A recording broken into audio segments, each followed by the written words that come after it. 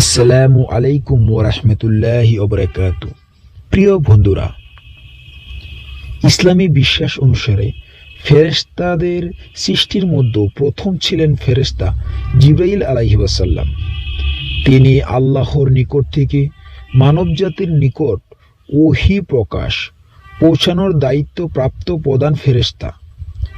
হাদিস ও ইসলামী সাহিত্য অনুযায়ী ফেরেশতারা আল্লাহর আদেশ মেনে চলেন এবং তাদের মধ্যে জিবরাইল আলাইহিস সালাম সর্বাধিক মর্যাদাপূর্ণ এবং গুরুত্বপূর্ণ। তবে সরাসরি কোনো নির্দিষ্ট হাদিসে উল্লেখ করা হয়নি যে জিবরাইল আলাইহিস সালাম প্রথম সৃষ্টি ফেরেশতা। তবে তিনি সবচেয়ে গুরুত্বপূর্ণ এবং আল্লাহর আদেশ পালনকারী ফেরেশতাদের মধ্যে অন্যতম। জিবরাইল আলাইহিস সালাম আল্লাহর বিশেষ দূত হিসেবে পরিচিত, যিনি নবী মুহাম্মদ সাল্লাল্লাহু আলাইহি ওয়াসাল্লামের কাছে কুরআন অবতীর্ণ করেন এবং অন্যান্য নবীদের কাছে আল্লাহর বাণী পৌঁছে দেন। তিনি কেবল ওহী নয়, আল্লাহর পক্ষ থেকে গুরুত্বপূর্ণ বার্তা এবং আদেশও পৌঁছে দেন। হযরতে জিবরাইল আলাইহি ওয়াসাল্লাম এবং হযরতে মুহাম্মদ সাল্লাল্লাহু আলাইহি ওয়াসাল্লামের সৃষ্টির বয়সের ব্যবধান কতটুকু? হযরতে জিবরাইল আলাইহি ওয়াসাল্লাম এবং হযরত মুহাম্মদ সাল্লাল্লাহু আলাইহি ওয়াসাল্লামের সৃষ্টির সময় ব্যবধান নিয়ে সরাসরি নির্দিষ্ট কোনো হাদিস বা ইসলামী গ্রন্থে তথ্য পাওয়া যায় না। তবে ইসলামী বিশ্বাস অনুযায়ী ফেরেশতারা পৃথিবীর সৃষ্টি ও মানব সৃষ্টির অনেক আগে থেকেই আল্লাহর সৃষ্টির অংশ হিসাবে বিদ্যমান।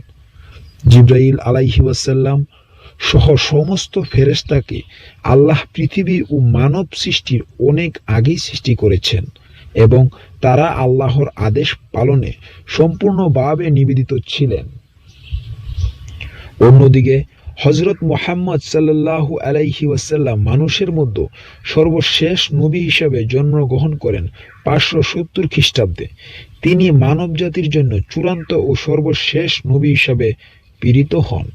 ফেরেশতাদের সৃষ্টি মানব জাতির অনেক আগে হওয়ায় হযরত জিবরাইল আলাইহি ওয়াসাল্লাম এবং হযরত মুহাম্মদ সাল্লাল্লাহু আলাইহি ওয়াসাল্লামের সৃষ্টির মধ্যকার ব্যবধান অত্যন্ত দীর্ঘ। তবে এর সুনির্দিষ্ট সময়কাল আল্লাহই ভালো জানেন। হযরতে জিবরাইল আলাইহি ওয়াসাল্লাম ইসলামী বিশ্বাস অনুযায়ী সব সময় আল্লাহর সৃষ্টির অংশ হিসাবে ছিলেন হযরতে জিবরাইল আলাইহিস সালাম এবং তিনি আল্লাহর আদেশ পালন করতে অত্যন্ত গুরুত্বপূর্ণ। ফেরেশতাদের সৃষ্টি সাধারণত মানব সৃষ্টির আগে ঘটে এবং হযরত জিবরাইল আলাইহিস সালাম তাদের মধ্যে অন্যতম। হযরত মুহাম্মদ সাল্লাল্লাহু আলাইহি ওয়াসাল্লাম, যিনি মানব জাতির সর্বশেষ নবী, তিনি 570 খ্রিস্টাব্দে জন্মগ্রহণ করেন।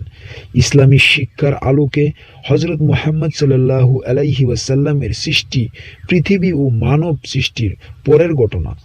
এখন যদি আমরা দেখতে চাই যে আল্লাহর কাছে সৃষ্টির ইতিহাস কেমন, তাহলে দেখা যায় যে আল্লাহর নূরে মুবারক হযরত মুহাম্মদ সাল্লাল্লাহু আলাইহি ওয়াসাল্লামের নূর সর্বপ্রথম সৃষ্টি হয়েছে, যা সব সৃষ্টির মূল ছিল।